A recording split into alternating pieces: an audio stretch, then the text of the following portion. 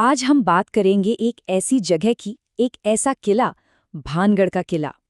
कहते हैं यहाँ की कहानियां सिर्फ सुनाई नहीं जाती, बल्कि महसूस की जाती हैं। ये कोई किस्सा नहीं है, बल्कि हवा में घुली हुई एक सिसकी है जो आज भी वहां गूंजती है।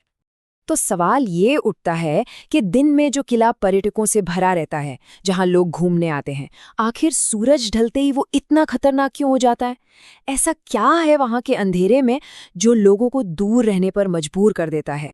और देखिए, ये कोई सुनी सुनाई बात या कोई अफवाह नहीं है। ये एक ऑफिशियल वार्निंग है, बाकायदा आर्कियोलॉजिकल सर्वे ऑफ इंडिया, मतलब भारत सरकार की तरफ से। अब सोचिए जरा, जब सरकार खुद कह रही हो कि किसी जगह से दूर रहो, तो मामला कितना सीरियस होगा। भानगढ़ में दिन और रात का फर्क अरे जमीन आसमान का है। ऐसा लगता है जैसे दो अलग अलग दुनिया हों। दिन में आप जाएंगे तो एक खूबसूरत ऐतिहासिक जगह लगेगी, लेकिन जैसे ही रात होती है ना, बस एक गहरा सन्नाटा छा जाता है। एक अजीब सी बेचैनी, एक उदासी जो हवा में तैरती महसूस होती है।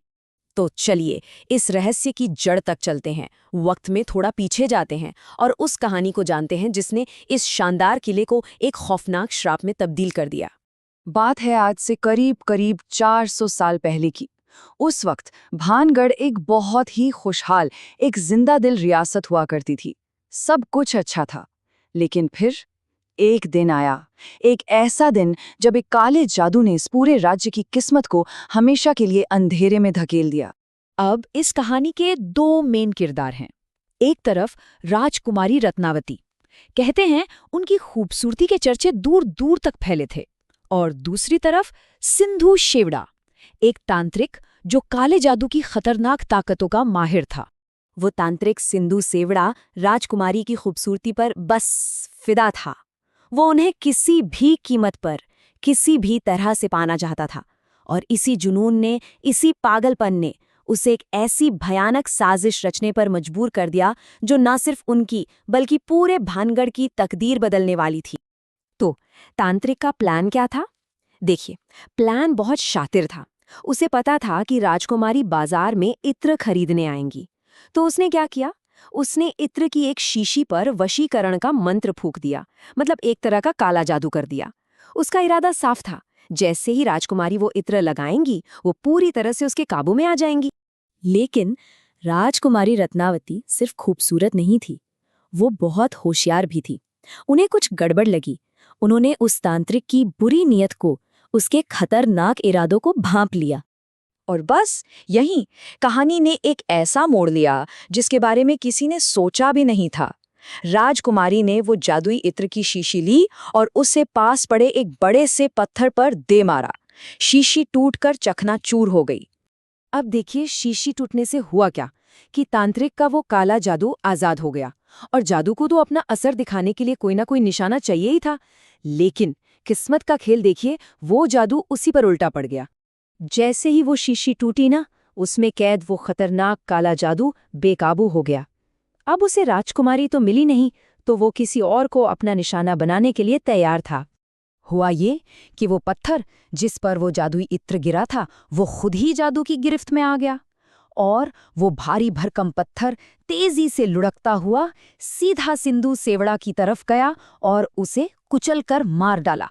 लेकिन मरते मरते भी उस तांत्रिक ने अपनी आखिरी सांसों के साथ भानगढ़ को एक ऐसा भयानक श्राप दिया जो आज भी वहां की हवाओं में गूंजता है। उसने कहा, ये किला बहुत जल्द खंडर बन जाएगा, यहाँ कोई नहीं रह पाएगा, और जो कोई भी यहाँ रात गुजारेगा वो अगली सुबह देखने के लिए जिंदा नहीं बचेगा। और ये सिर्फ खोखली धमकी नहीं थी। उस श्राप के कुछ ही वक्त बाद एक जंग छिड़ी और उस जंग में पूरा का पूरा भानगढ़ तबाह हो गया। राजकुमारी रत्नावती समेत वहां का हर एक बाशिंदा मारा गया। तांत्रिक का श्राप सच हो चुका था। तो तांत्रिक का श्राप तो सच हो गया, किला वीरान हो गया। लेकिन सवाल ये है कि क्या उस श्राप की गूंज आज भी उन खंडहरों में सुनाई देती है? चलिए अब ये जानते हैं कि आज के ज़माने में लोग वहाँ क्या महसूस करते हैं। आज भी जो लोग थोड़ी हिम्मत दिखाते हैं ना, वो बताते हैं कि रात के अंधेरे में वहाँ अजीबोगरीब चीज़ें होती हैं। जैसे कहीं से अचानक पायल की छन छन की आवाज़ आने लगती है, कभी किसी औरत के रोने की दबी दबी सी सिसकियाँ सुनाई देती हैं, और सबसे अजीब, हवा में अचानक इत्र की खुशबू फैल जाती है और अगले ही पल वो सड़न की एक भयानक बदबू में बदल जाती है। इसी से जुड़ा एक बहुत मशहूर किस्सा है। कुछ लोकल लड़के थे, उन्होंने अपनी बहादुरी दिखाने के लिए शर्त लगाई कि वो रात में किले के अंदर रुकेंगे। तो वो चले गए। जैसे जैसे अंधेरा गहराया, उनमें से एक लड़के को लगा जैसे किसी ने उसके कंधे पर हाथ रखा है, एक एकदम बर्फीला भारी हाथ। वो लड़का एकदम से घबरा गया। उसने डर के मारे झटके से पलट कर देखा तो क्या देखता है, पीछे कोई नहीं था। इससे पहले कि वो कुछ समझ पाते या संभल पाते, उन सब के कानों में एक डरावनी सी आवाज गूंजी, एक फुसफुसाहट, जिसने कहा, तुम यहां से कभी नहीं जा पाओगे। अगली सुबह जब गांव वालों ने उन्हें ढूंढा तो वो सब के सब किले के मेन गेट पर बेहोश पड़े थे और उनके जिस्म पर खरोचों के निशान थे, जैसे जैसे किसी ने उन्हें अपने नाखूनों से नोचा हो। लोग कहते हैं कि उस हादसे के बाद वो लड़के कभी भी पूरी तरह से नॉर्मल नहीं हो पाए। तो क्या ये सब सिर्फ एक कहानी है, एक लोक कथा, या उन खंडहरों में वाकई कोई अतृप्त आत्मा भटक रही है? भानगढ़ का किला आज भी इतिहास, कहानियों और ऐसी अजीबोगरीब घटनाओं का एक ऐसा रहस्य बना हुआ है जो सुलझ नहीं पाया है।